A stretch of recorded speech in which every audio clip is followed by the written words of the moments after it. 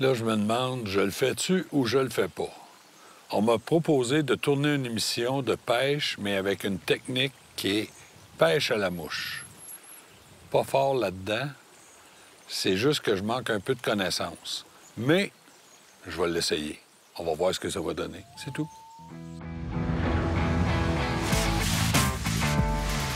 Bonne pêche vous est présenté en collaboration avec les partenaires suivants. Les moteurs hors-bord Mercury et les bateaux Princecraft.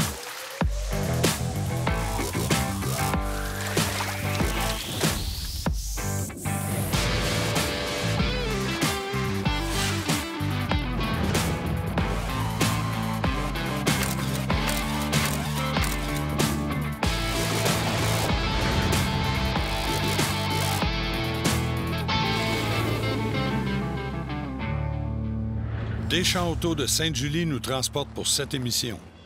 Hey, bonjour tout le monde et bienvenue à votre émission Bonne pêche. Aujourd'hui, je vous le dis, là, je vais faire une pêche que je ne fais pas souvent, la pêche à la mouche. Mais on me dit qu'il y a du poisson ici et que le poisson est présentement très actif. Alors, la réserve Mastigouche nous offre plusieurs lacs, mais nous, on va se concentrer sur un lac.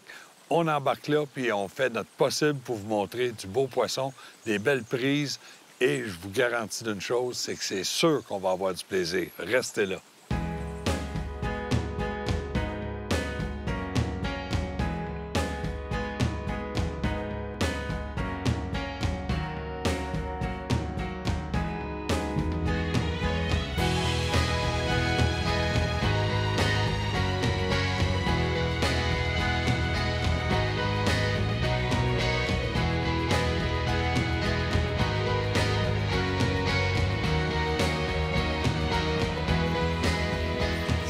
Oh oui! Oh, oh, oh.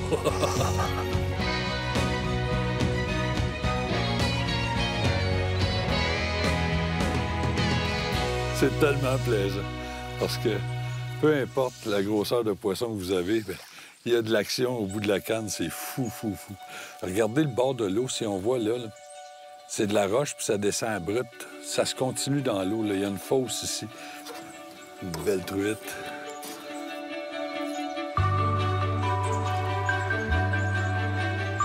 Regardez ma belle truite. Un beau combat, malgré que c'est une petite truite à peu près de 11 pouces. Mais on va continuer à pêcher. Justement, les larves sont dans ces roches-là, puis ça va être bon. On continue. Oh, une belle truite, c'est le fun! Ah oui, beau petit spectacle en surface. J'ai juste changé la mouche. Ça faisait 2-3 fois que je voyais des poissons venir juste autour de ma mouche, mais il la ramassait pas. Puis là, j'ai un beau spécimen. Sérieusement, là, on va faire attention de le perdre. Viens ici, ma belle. Oh oui, une belle truite, mes amis. Tiens, regardez-moi ça. C'est vraiment trippant. La raison pourquoi j'ai accepté de faire le défi de faire cette émission-là juste avec des mouches et canne à mouche, c'est que je suis vraiment pas bon. OK? Puis c'est pas dur à voir, là. Quelqu'un qui connaît ça un peu me regarde moucher, puis il dit « Norm, c'était mieux avec tes lancers lourds que tes lancers légers. » Mais j'ai du plaisir quand même, puis on peut prendre du poisson facilement. On fait des lancers vers le bord. Ça n'a pas besoin d'être des longs lancers. Juste des lancers de peut-être 35-40 pieds, pas plus. On peut sortir de la ligne un peu. Bien, regardez les beaux spécimens de truite qu'on prend. Ça, là, c'est tellement bon. Juste un peu de beurre, un peu d'épices, citron et herbes, et je peux vous dire que c'est un régal.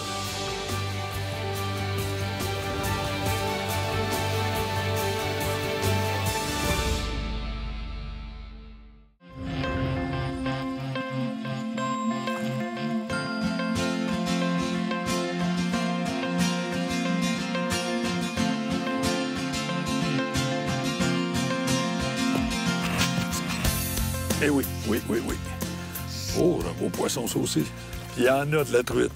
Pour que je prenne du poisson à la mouche, c'est sûr que c'est parce qu'il y en a. On va dire comme un de mes chums, c'est parce qu'il y en a épais dans le fond. Je prends ma prise. Oh, une belle danse. C'est vraiment cool. Oh, wow! Regardez-moi ça. Toujours avec mon petit streamer. Vraiment une technique facile, là, je vous le dis. M'asseoir, prendre le temps de bien décrocher ça. Tiens. Puis, le streamer que j'utilise, la hampe de l'hameçon est argent. Après ça, il y a du violet, du gris, un peu de couleur verdâtre un peu, puis la petite queue orange. Je peux vous dire qu'à date, ça fait vraiment le travail. Tiens, un autre beau poisson. Belle truite, là. C'est une belle qualité de truite. On est d'accord que ça a une douzaine de pouces facilement. Tiens, vous n'êtes pas loin d'une douzaine de pouces, certains. Mais on va continuer à pêcher. C'est vraiment plaisant à prendre.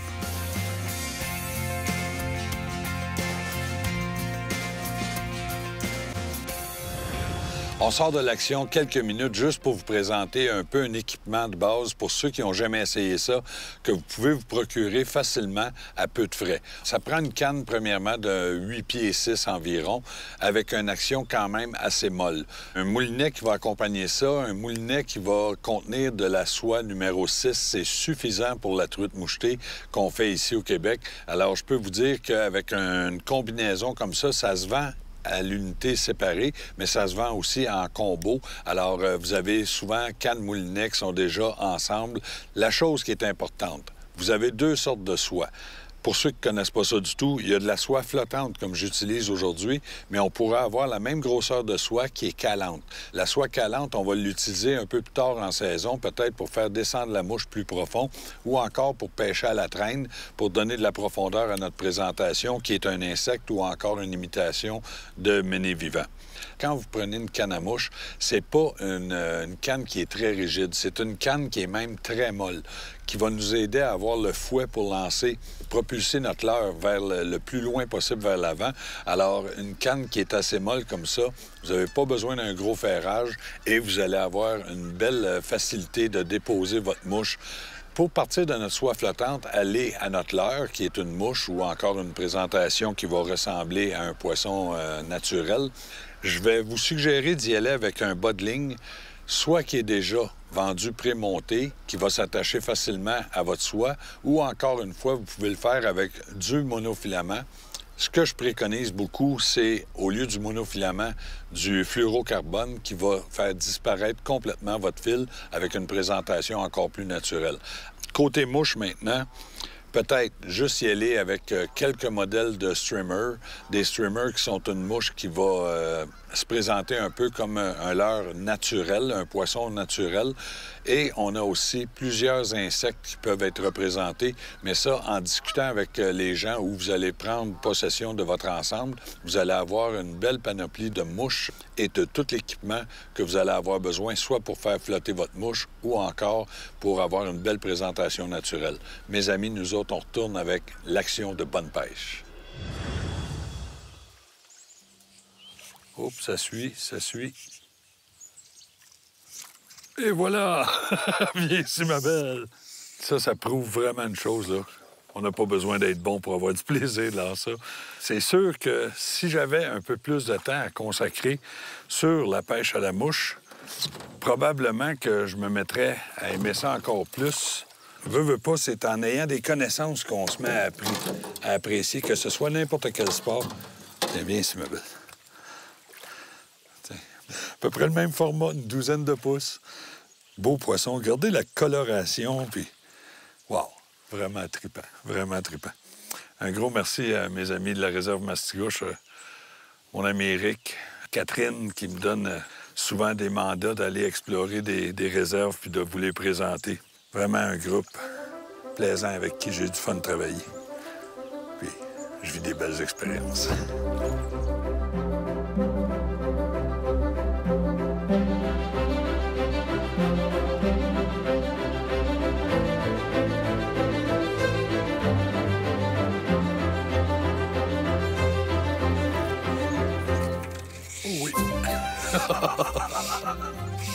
Une petite torpille qui est sortie des joncs. Que c'est beau, que c'est beau, que c'est beau. Tiens, hey, sérieusement, je pense que c'est notre plus grosse. Mais la coloration de ce poisson-là, vous allez vraiment l'apprécier. Je manque de mots, là, je vous le dis, là. Regardez-moi, le beau poisson. C'est-tu assez trippant? Hey! les ailerons, c'est rouge, orange, blanc, noir. Les couleurs parfaites d'une truite mouchetée, c'est ça. Si on en prenait d'autres comme ça.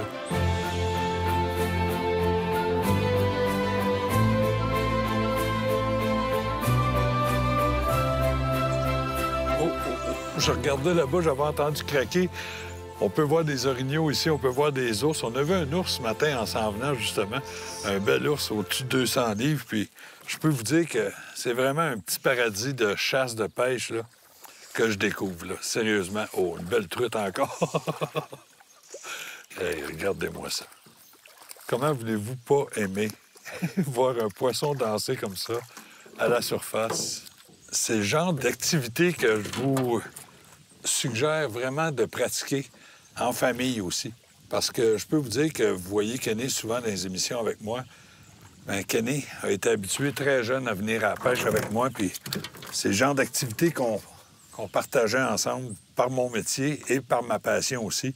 Puis aujourd'hui, Kenny, ses journées de congé, lui aussi, il passe sur les plans d'eau, donc.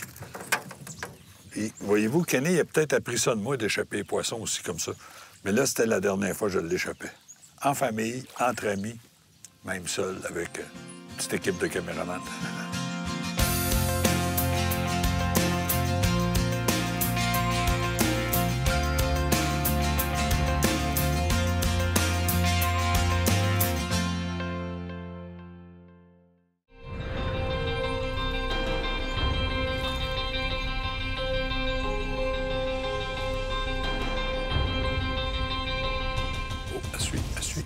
Suis.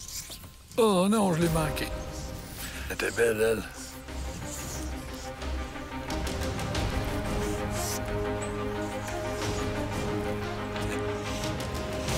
Viens donc faire un tour. Oh, et voilà. Celle-là, je ne l'ai pas vue parce que à cause de l'éclairage, on voit plus, je vois plus mon leurre dans l'eau, mais depuis le début de la journée, là, je pêche beaucoup en visuel, OK? Je vois mon insecte s'en venir, là, mon insecte artificiel, mais mon insecte s'en venir, puis je vois les attaques du poisson, c'est vraiment trippant. Oh, une belle truite encore, mes amis. Regardez-moi ça. Comment voulez-vous pas passer une belle journée quand toutes des belles choses comme ça vous arrivent? C'est vraiment, vraiment un beau format de truite. C'est sûr que dans votre salon, vous vous dites « Hey, j'aimerais ça être là. » Mais c'est possible d'être là, mes amis. On fait juste appliquer dans la réserve, puis on se sédule un voyage. Vous allez vivre des beaux moments comme ça. Aujourd'hui, il y a beaucoup de pêche qu'on fait en visuel. Je vais juste serrer ce poisson-là comme il faut dans la glacière, puis on va parler de techniques pour bien recruter les endroits où on va aller vraiment pêcher, se concentrer. Parce que malgré que le lac est quand même assez grand ici, on ne pêchera pas partout sur le lac. Donc, on va y aller avec des techniques faciles, puis je vous en parle dans 2 secondes.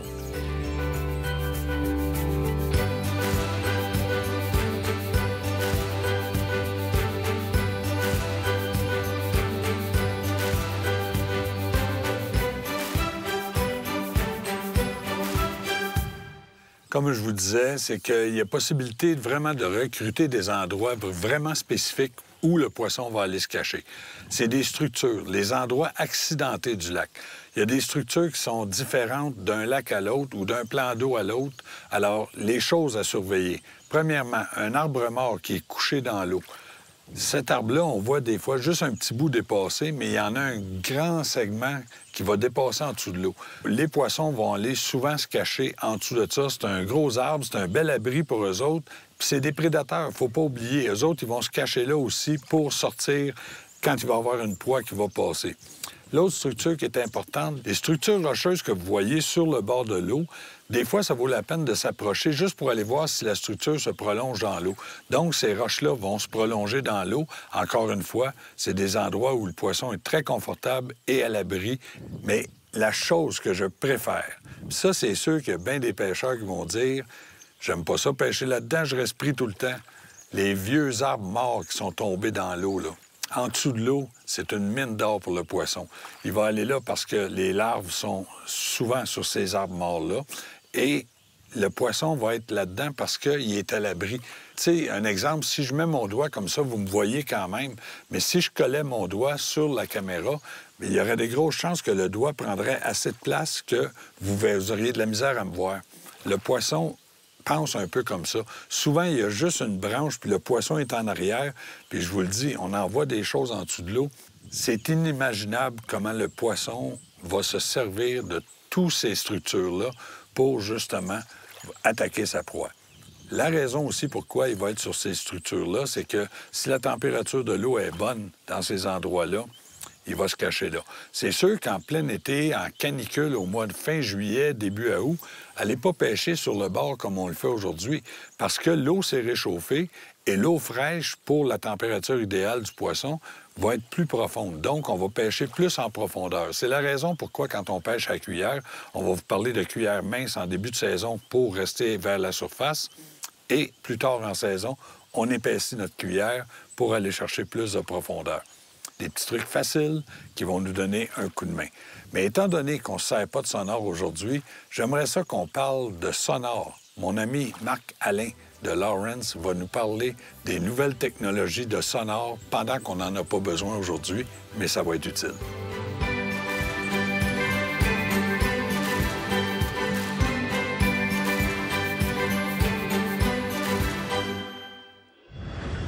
Mes amis, au cours des émissions cette année, on va essayer de vous présenter quelques capsules parce qu'on a beaucoup de questions pour démystifier la nouvelle technologie qu'on peut retrouver sur les embarcations.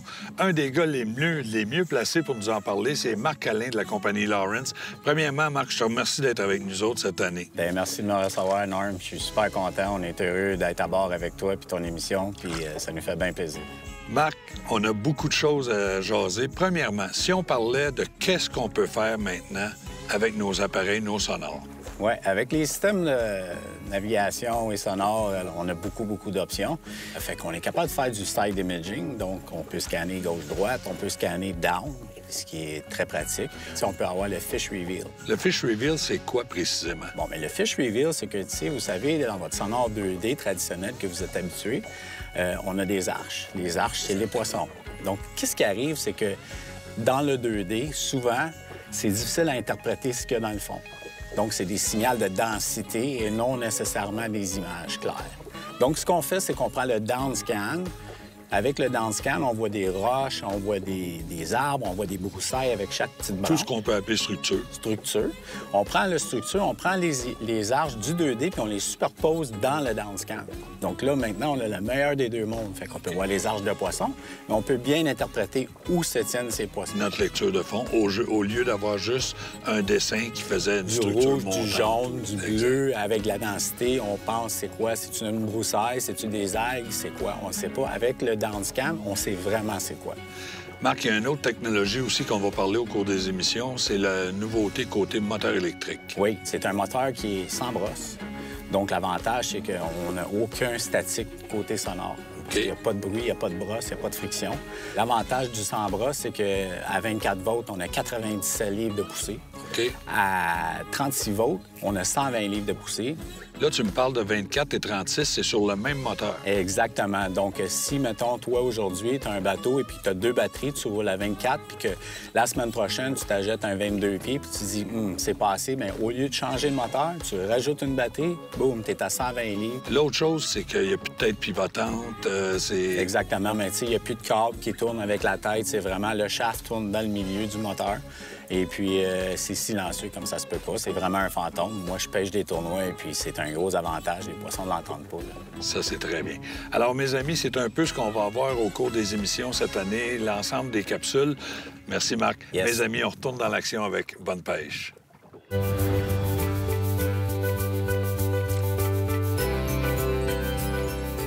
trouve des beaux arbres ici. Oh, et voilà. Sorti d'en dessous de l'arbre. Je l'ai vu comme il faut, comme il faut. Oh, une belle truite! Wow! Hey, une belle truite, coloration foncée. Hey, regardez-moi le beau poisson. C'est fou. Complètement fou.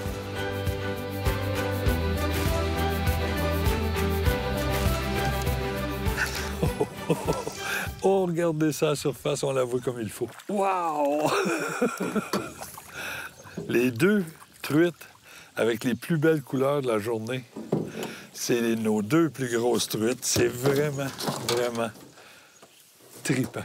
Vous ne pouvez même pas savoir quel plaisir je peux ressentir en dedans de moi d'avoir ce spectacle-là visuel. On parle de grosses truites, là, tu sais. C'est des beaux joyaux de la réserve Mastigouche. Puis c'est un mâle, on voit que le bord de la gueule ici, il y a comme une petite encavure, si on veut, pour que le bec du mâle vienne directement rentrer là-dedans. C'est signe que c'est un beau mâle. Belle truite mouchetée, belle coloration. Vraiment fier, vraiment fier.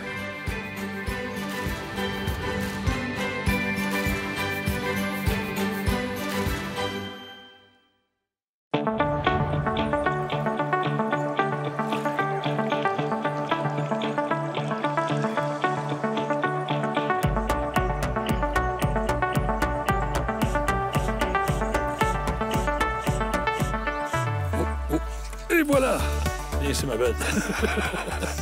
Un autre beau poisson, un autre beau poisson. Hey, c'est vraiment, vraiment trippant. Puis, c'est sûr que quand vous allez venir ici, qu'est-ce que je vous demande pour qu'on continue d'avoir une qualité de pêche comme ça? C'est de respecter vraiment les quantités qu'on vous exige. Ça, c'est vraiment important. Wow! Belle truite, mes amis. Regardez ça. Elle doit être piquée comme il faut dans le palais. Elle ne bouge pas beaucoup. Elle ne veut pas se débattre. Peut-être qu'elle est piquée de façon à ce que ça fait mal un peu. Tiens, viens ici. Oh, là, ça fait plus mal. Il est présentement 13 heures. Puis on est embarqué sur le lac ce matin. Il n'était pas très, très tôt. Il était 8 heures.